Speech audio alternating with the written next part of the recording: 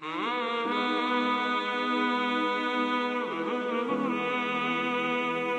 لله على نعمائه والشكر له على توفيقه وامتنانه وأشهد أن لا إله إلا الله وحده لا شريك له تعظيما لشأنه وأشهد أن محمدا عبده ورسوله الداعي إلى رضوانه صلى الله عليه وعلى آله وأصحابه وسلم تسليما كثيرا. أما بعد، السلام عليكم ورحمة الله وبركاته.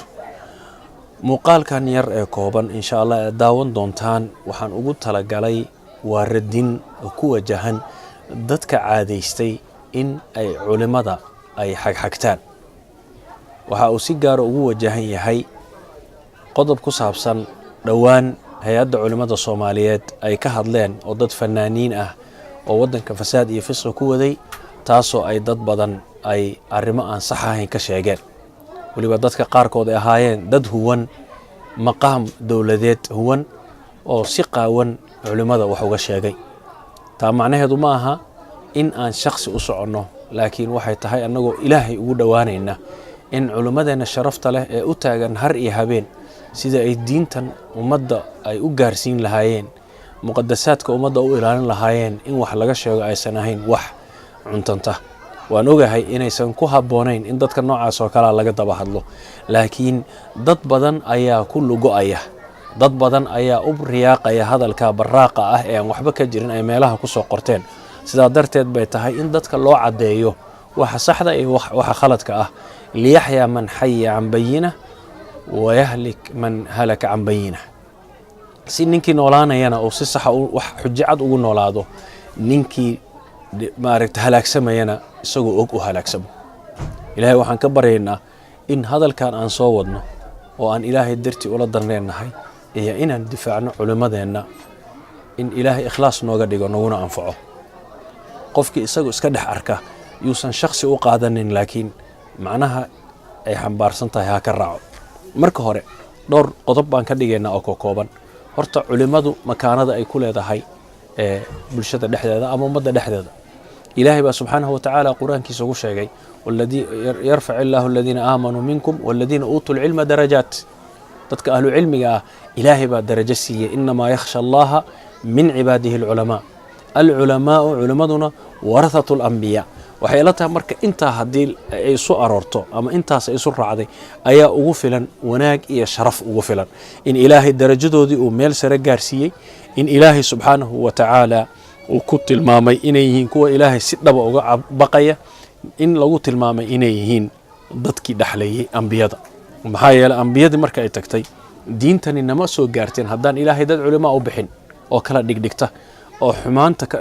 ka ilaalisa, waxyaabaha beenta la soo dhexgelinaya ka ilaalisa, dadkii diinta u fasiro u macneeya. qofka caalimka ahina sida uu aayadda macnaheeda u xambaarsan yahay ama u fahamsan yahay, caamada ama dadka intiisa badan uma fahamsana. lidaabaa markaad culimada dhegaysanayso muxaadaraadkooda iyo tafaasiirtooda ayaad maalin walba wax cusub ka baranaysaa. taa marka waa makaanada ay culimadu leedahay. waxaa marka khatar ah dadka ilaahay darajadaa siiyey in la xagxagto wax laga sheego ama la aflagaadeeyo. taa macnaheedu maaha culimadu inaysan khalad galaynin, waa bani aadam way khaldamayaan, laakiin khaladkoodu nidaam lagu saxo ayuu leeyahay. nidaam lagu saxo ayuu khaladkoodu leeyahay iyo meel loo maro. ama in qofku uu culimada maago oo afka la galo oo baraha bulshada ku caayo oo meel walba ku caaytamo, waxay arrinkaasi keenaysaa khatar diintiisa iyo dadnimadiisa baabiinaysa. waana arrin la yaqaano oo la soo joogay oo la garanayo dadka culimada hilibkooda cunaa in aakhirka ay ku dambeeyaan waali iyo nolol xumo ay ku dambeeyaan intaan aakhiro la gaarin. aakhirana waxa weeye haddii qofka muslimka ah ee caadiga ah iyo qof kasto dhibaatadaad u geysatay ama iska dhaaf wax kale, rida aan geesaha lahayn, midda rida seeniyoon aan geesaha lahayn, midda geesaha leh dhibaatadii u geysato marka qiyaamo loo kala gudayo, maxaad u malaynaysaa ilaahay ugu jawaabi doontaa marka nin caalima oo diintan u soo halgamay oo dhiiggiisii diintan u daatay aad wax ka sheegtay? jawaabteeda qofka asagaa laga rabaa. sidaa darteed waxaan leeyahay ha la iska ilaaliyo culimada aflagaadadooda. waxyaabaha shubuhaadka ah ee ay keeneen ama dadkii meelaha ku soo qoray ay ka hadlayaan waxaa ka mid ah raggani hoteelay degan yihiin wax ma qabtaan. su'aal baa isweydiin u baahan. hoteelka hadduu degan yahay horta hotel in la deganaada ma ceebba ma ceeb maaha nin walba hoteelka degan bal asaga hadlaya ama qofku wax qoraya hotel degan kuwa la mid ah hotel degan hotel in la degaana sababa amniga la xiriira inta badan keenta culimadana waad ogtihiin ama uu og yahay ninka waxaas qoray in dhiigooda loo daadiyo isla markaana iyaga la raadsanayo sidaa darteed in qofka caalimka la ilaaliyo oo meel ummadda maaragtay uu wax ka tari kara la geeyo iyada horta waa sharaf ee xumaan ma aha dadna laguma caayo arrinka been abuurka waxaa ka mid ahaa dowladda afkooda ay ku hadlaan oo ay ku sheegaan dadku markhaati bay ka yihiin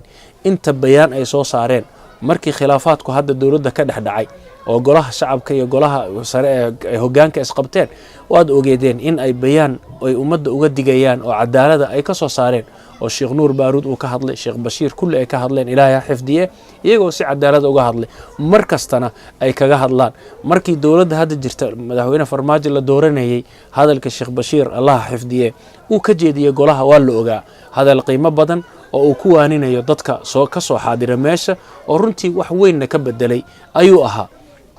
sidaa darteed marka culimadu markasta waxay u taagan tahay in ay dadka wax u sheegaan laakiin in lagu xagxagto dowlad bay la jiraan waxaan leeyahay qofka noocaas oo kale u hadlaya mucaaradnimadii waa meel daran ka gashay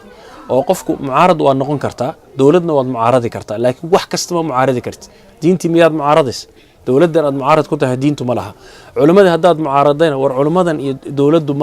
ma aha culimadu waa gooni dowladduna waa gooni sidaa darteed yaan la isku dhex qaldin ayaan leeyahay iyadana waa shubahaadka meelaha la mariyo waxyaabaha meelaha loola maro waxaa ka mid ahaa maxaa fanaanad soo degtay looga digayaa oo laga rabaa oo wax looga sheegayaa waxaad ogaataa munkarka in la radiyo diinteenna qabta sida lagu radiynayna diintaa waa dixisay nabiga calayhi salaatu wasalaam waxyaabaha ay dadku daliil ka dhigteen waxaa ka mid ah ma in loo tago oo wax loo sheega iyada shardi ma aha in loo tago way wanaagsan tahay inay qaabilaan culimmadu oo ay hadday jaanis ku heli karaan ay la hadlaan laakiin haddana in munkarka la radiyo shardi celinaya ma aha bal waa la radin karaa waxaa u daliila axaadiistii faraha badnaa ee nabiga calayhi salaatu wasalaam ka sugnaatay xadiiskii Bariira ee markii qoladii iyada maaragtay arrinkeeda walaha ay kula soo heshiisay maaragtay inay isxoreyso ay dhaheen lacagtiina waa isxoreynaysaa walihiina annagaa leh nabiga arrinkii loo sheegay calayhi salaatu wasalaam عائشة waxay ku shardisay in maaragtay walihii iyadu ay leedahay arrinkii markii nabiga calayhi salaatu wasalaam loo sheegay waa tii minbarka uu la fuulay fama baalu qawmin yaquluuna kada wa kada war waa maxay warka ay soo gaaray dadka sida ay sida oranay xadiiskii caanka ahaa oo uu nabiga ku soo xiray ala maaragtay kullu shardin laysa fi kitaabillahi fa huwa baadil wa in kana 100 shart يعني شرط كستا أو كجرا كتابك إلهي وأن كجر وباطل إله من بقول بها هذانه وبنانك أمري الولاء لمن اعتق وحكى له كم إذا صدح ذنين النبي عليه الصلاة والسلام قريجي سنتين مادين وحيابه أيوة رادين عبادة النبي عليه الصلاة والسلام أي حاسس كويدين كدبنا أي لا يراتي أو كل هارتين مدو يري صلاة بان تكنيا oo ma seexanayo mid uu yiri waan soomaya ma afurayo mid uu yiri ma guursanayo nabiga asalaam minbarku la fuulay waa maxay dadka sida oranaya anigu waan soomaa waan afura waan tukada waan seexdaa waan guursadaa faman raqiba an sunnati falaysa minni soo ma jeedid xadiiskii ninkii sunnadeeda ka taga mid ma aha xadiiskii kale Usama ibn Zayd xibbu rasuulillah markii maarta radiyallahu anhu wa arda sayyi abiib Allah ka raar noqday markii islaantii mahzumiyadaheeda dadka intay wax ka amaahato aan u soo celin jirin markii dambe tuugada lagu xukumay gacanta hal loo gooyay la yiri oo reer mahzum ay la weynaatay oo Quraysh see loo gooynaya gabar noocaas gacanta yaa nabiga la hadli kara Usama la hadli kara Usama يليرو اسكا دنيرو ها نبي ويما عليه الصلاه والسلام ارنكي بو دمعين او كلا hadlo nabigu waa ku xanaaqay tashfac had ma aragtay war ma waxaad ka ergoonaysaa xad min xuduud ilaahi miyaad ka ergoonaysaa Usamo intii kuma ekaana minbarku la soo fuulay nabiga عليه الصلاه والسلام xadiiskii maqaaladii macruufka ahayd aad ku qiimaha badneed buu nabigu ka tagay oo yiri kuwa idinkiina ka horeeyay waxa halaagay idaa saraqa fihum sharif taraku markii ninka shariifka oo xado way ka tagayeen markii ninka daciifka waxadana gacantay goonayeen وأيم الله ودارت النبي عليه الصلاة والسلام إلى بان كل دارته هذي فاطمة بنت محمد أي وحد قعدت عن الهوي مركين وحل الرديو وسي أسلوب اللور رديو أو أمد اللور قديجو أو ضدكو أي وذا أجادان وحاول منفعة بدن باكو جرت أيضا عندنا لو واحد قد بين إن سيدا اللور رديو وأرنك أي علماء أي سميين مركا وأرن صحوي ما أنا خصب إن علماء أدل جوكتد marka ay dadka wax u sheegaan qaar baa dadka waxay ku leeyihiin culimadu dowladda wax uma sheegaan oo madaxda wax uma sheegaan qofkaas waxaa ka khaldan daliil bay soo qaadanayaan waxay leeyihiin afdal jihaad waxa weeye kalimatu xaqin cinda suldaanin jaa'ir nabiga ayiri waa sax waa xadiis saxiix maaragtay jihaadkan ugu fadli badan waa kelimad xaq ah oo laga yidhaahdo nin sultaana ama madaxweyne ah oo dadka dhibay soo ma laakiin xadiiska ma ku jirtaa macnihiisa in calan wax loogu sheego kuma jirta may soo ma noqonayso marka ninka caalimka ama sheekhahay ilaahay ka baqaduu ninka madaxweynaha ku yiraahdo oo u sheego way noqonaysaa shardina maaha in adiga ogaatay anigoona ogaado shardi maaha muhiimaddu waxa weeye in ninkan xaqa la gaarsiiyo waana hubaal in ay culimmadu intaa ku dhex jiraan oo ay xaqa gaarsiinayaan laakiin dadka waxaa ka khaldan mikrofonna inay qaataan ay meelaha ka sheegaan maaha taasna mid madaxda wax loogu sheega maaha laakiin waa sax markuu khaladku noqdo khalad soo shacbaxay sida khilaafkii ka dhacay si babliga iyo bayaan uga soo saarayaan waa saas marka arrinku waxaan ku soo khatimayaa marka oo aan rabaa inaan waana gaara siiyo dadka sida gaarka ah ugu xadgudbay culimmada ee meelahooda wax ku soo qoray iyo kuwa ku dagmay labadaba khatarta arrinkaas ay leedahay oo ah in qofku uu diinta uga baxayo haddii uu culimmadan diinta islaamka usoo halgantay oo aflagaada la galo oo see suuragal ku tahay ma dhabba nacam ku noqo qur-aanka ilaahay subxaanahu wa tacaala waxaa jirta qisadii dagaalkii tabuuk markii qaswa tabuuk la galay oo nebi maxamed calayhi salaatu wasalaam uu dagaalka qaadayay dagaal waddo dheer loo marayo aad u mashaqo badan buu ahaa waana meelaha qaswaadka nebigu uu caddeeyey si sariixa inuu aadi doono iyadoo marka waxaa caade ahayd nebiga calayhi salaatu wasalaam in uu nimanka quraada ay a'immada qaarkood uu dadka uga tago si ay diinta usii baraan sidii suuratu tawba aayaddii falowlaa nafara min kulli firqat ilaa aayaddii uu ku lahaa kama qaala allahu tacaala aayaddaas uu ku lahaa macnaheedu in dad looga tago lagu reebo dad buu uga tegi jiray nin baa wuxuu u yimid marka saxaabiga cawf ibnu maalik la oran jiray radia allahu canhu ardaa markaasuu wuxuu yidhi nimankan a'immada ee qur-aanka xafidsan buu yidhi niman ka caloola waaweyn oo ka cunto cunid badan ma jirtuu yidhi kow niman ka fulaysanna ma jirto dagaalka marka la galana waaba baqaanba waaba fulayaal wax kale ummadda u qabtaan ma leh cawf ibnu maalik arrin fiican buu sameeyey u fiirsada dadka hadda markii culimmada baraha bulshada lagu soo caayey qaar baa sidaa yeeloo difaacay qaarna way dabagaleen cawf ibnu maalik wuxuu yidhi waxaa tahay munaafiq baa tahay kadabta beenna waa sheegtay kadaab baa tahay munaafiqna waa tahay wallaahi rasuulkaan u sheegayaa arrinkaa cawf waa soo orday nebigu u yimid calayhi salaatu wasalaam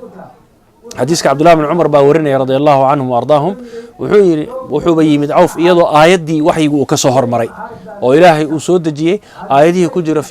fii suurati tawba walain sa'altahum layaquulunna inamaa kuna nakhuudu wanalcab qul abillaahi وآياته ورسوله كنتم تستهزئون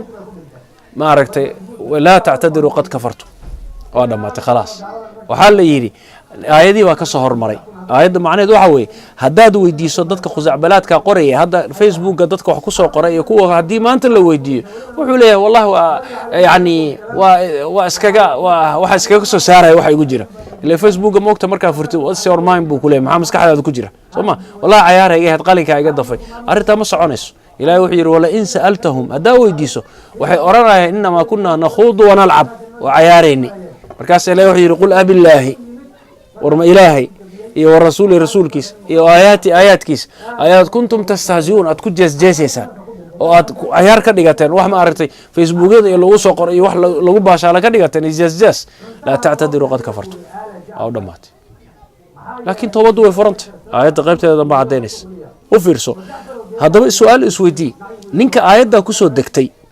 ma ilaahay buu caayay iyo rasuulkiisa mise niman imaamiye ah ayuu caayay sida xadiiska riwaayada sabab nuzuulka ku cad ninkaasi niman aima abu wax ka sheegay laakiin aimadaasi yay u taagan yihiin diinta ilaahay bay matalayaan waa dadkii ummadda ragii tujinaya waa culimadii wey ayagu wax ka sheegay sida darteed marka culimada caaydo aad wax ka sheegto ogow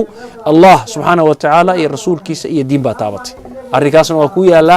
haddii aadan ka toobad keenin sida darteed marka xaaladdu sida moodeen ma ahane arrinka cagaha loo dhigo dadka markii ma aragtay ay arkaan waxyaabaha noocaas oo kale u sacabatumay isla markiina war wax adigu aadan shaqaysan dadka waxa ugu liita ninkan wax soo qoray isagu dambigeeba uu u bareerayba laakiin dadka waxa ugu liita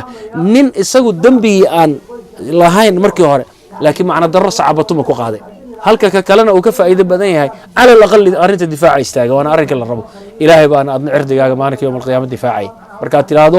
been baad sheegaysaa culimada aflagaada kada waxyaabaha cajiibka badan ee meelaha lagu soo qoro waxa kamid aha culimadu qaraxyada kama hadlaan وأنا داتي كسو تجي أرين كاسي وأرين باطلة وأرين أنصح أهين بل محاضرات كمان تمركز يوتيوب قش علماء صوماليات كل جود ما عرفت اسكدر ومحاضرات وجبدا oo ay kaga digeen manhajka inxiraafka ee khaldan qaraxyada dadka loo geysanayo iyo dhiigga qofka muslimka ee bilaashka lagu daadinayo intaba waa ay ku jiraan bal dadka ku waayay naftooda laga soo bilaabo maalinkii fitankan uu bilowday ilaa hadda oo habeenkii ugu dambeysay dhowr habeen ka hor la dilay Sheekh Allahu naxariis Ismaaciil Cadow laga soo bilaabo ilaa culimadeennii Sheekh Abduqaadir Nuur Faarax Dr. Ahmed Xaaji culimada muslimiinta Soomaaliyeed oo dhan isku dar kulligood qaarkood intaas oo goor la dabcan la isku dilo Sheekh Nuur Baaruud aad ogtiin inta goor Ilaahay ka badbaadiyay Sheekh Bashiir aad ogtiin inta goor Ilaahay ka badbaadiyay intaba culimadaas waxay u dhimanayaan waxa weeye waa diinta Ilaahay cadeynteeda iyo in ummadaas ay uga digaan xumaanta ay u dhimanayaan halka qofkani uu maanta oo dhan Facebook iyo ku mashquulsan yahay iyo ma aragtay iyo waxaan jirin iyo qosacbalaad sida darteed war Ilaahay ha laga boqo qofku wuxuu sameeyay Ilaahay ha uga boqo ha ogaado qof walba inuu adduunyadan ka tagayo maalin ay imanayso aad wax walba ka jawaabi doonto lagu weydiin doono ولا تقف ما ليس لك به علم إن السمع والبصر والفؤاد كل أولئك كان عنه مسؤولا وهذا علم الله هراراعين هذا بقلين محايا مقلك يا أرجع iyo maaragtay maqalka iyo aragga iyo qalbiga iyo wax walba oo lagu weydiin doona xubin kasto lagu weydiin doona su'aashaas ku sugays diintaada wax ayaaraha siisanin iskana ilaali culimada in wax laga sheego intaas aan ku soo koobaya waxa way waxaan ugu talagalay naftayda iyo naftaada iyo qof kasto muslima ay ku wajahantahay Ilaahay waxaan ka baryeynaa in uu naga dhigo kuwa hadalka wanaagiisa qaata kuna amal fala wassalaamu alaykum wa rahmatullahi wa barakaatuh